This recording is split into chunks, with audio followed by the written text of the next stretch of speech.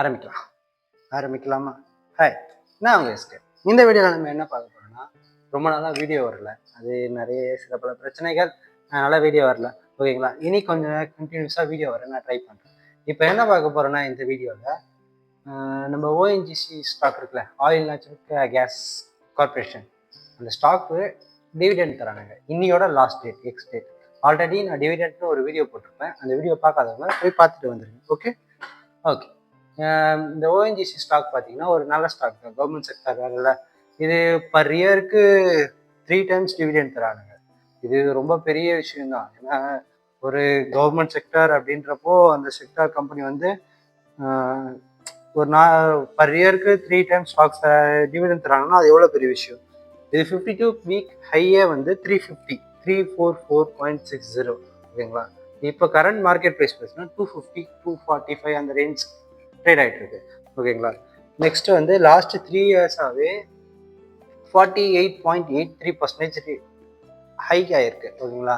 இது ஒரு நல்ல ரிட்டர்ன்ஸ் தான். இந்த ஸ்டாக்கோட ஃபேஸ் வேல்யூ பார்த்தீங்கன்னா 5 இருக்கு. ஆல்ரெடி 1 டைம் ஸ்பிட் பண்ணியிருக்காங்க. இன்னும் 2 டைம் ஸ்பிட் பண்ண வாய்ப்பு இருக்கு. 5-2 அப்படின்னு ஸ்பிட் பண்ணலாம், இல்லை 5-1 ரெண்டுத்துல என்ன ஒன்று, ரெண்டுத்துல கம்பல்சரி ஒரு ஸ்பிட் நடந்துடும். நெக்ஸ்ட் என்னன்னா மார்க்கெட் கேபிட்டல் பார்த்தீங்கன்னா 3,29,000 ஆமாம் 3,29,037 crores. ஓகேங்களா? இது ஒரு பெரிய high market gap. Earning per share போன குவார்ட்டரில் செக் பண்ணி பார்த்தப்போ வந்து 31 ரூபா ஒரு ஷேருக்கு, 31 ரூபா ப்ராஃபிட்ன்றது எவ்வளோ பெரிய விஷயம்.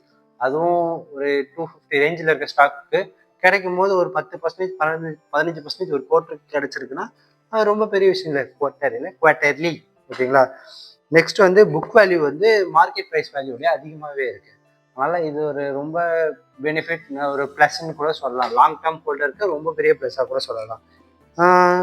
ஃபினான்ஷியல் வழியாக பார்த்தீங்கன்னா ரெவன்யூ, ப்ராஃபிட், நெட்வொர்க் எல்லாமே மூணுமே இன்க்ரீஸ் பண்ணிகிட்டே தான் இருக்காங்க. தொடர்ந்து இன்க்ரீஸ் ஆகிட்டு ஓரளவுக்கு நல்ல க்ரோத் மினிமலாக தான் இருக்குது. ரொம்ப கம்மியான க்ரோத் எதுவுமே கிடையாது. ஒரு நல்ல க்ரோத், ஹை க்ரோத்தில் தான் போயிட்டுருக்காங்க. நெக்ஸ்ட் பார்த்தீங்கன்னா ஷேர் ஹோல்டிங் பேட்டர்ன் பார்த்தீங்கன்னா ப்ரொமோட்டர்ஸ் மட்டுமே 59% இருக்காங்க. அது ஒரு பெரிய விஷயம்தான் அப்படின்னு சொல்லலாம். நெக்ஸ்ட் வந்து ரீட்டைல் அண்ட் அதர்ஸ் வந்து நம்மள மாதிரி ஆளுங்களுக்கு வந்து கொடுத்துருக்குது வந்து 14.17%. பெட்டர். ஏன்னா 14.17% ப்ரொமோட்டர்ஸ் அதிகமாக இருக்கிறதுனால பெட்டரான ஸ்டாக்ஸ் தான்.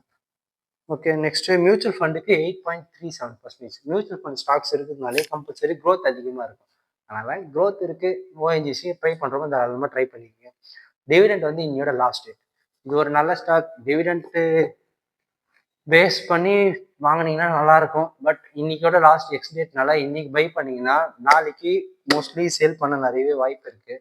அதனால் ட்ரை பண்ணுங்கள். டிவிடெண்டுக்காக ஆசைப்பட்டு வாங்குறவங்க தாராளமாக வாங்கலாம். இந்த ஸ்டாக் நல்ல ஸ்டாக் தான்.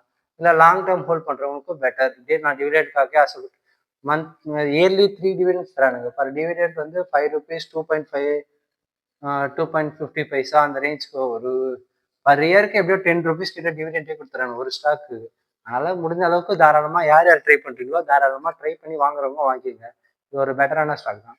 ஓகேங்களா? இதே மாதிரி நெக்ஸ்ட் உங்களுக்கு எந்த ஸ்டாக்கை பற்றி பேசணும்னு சொல்லிட்டு பாருங்க.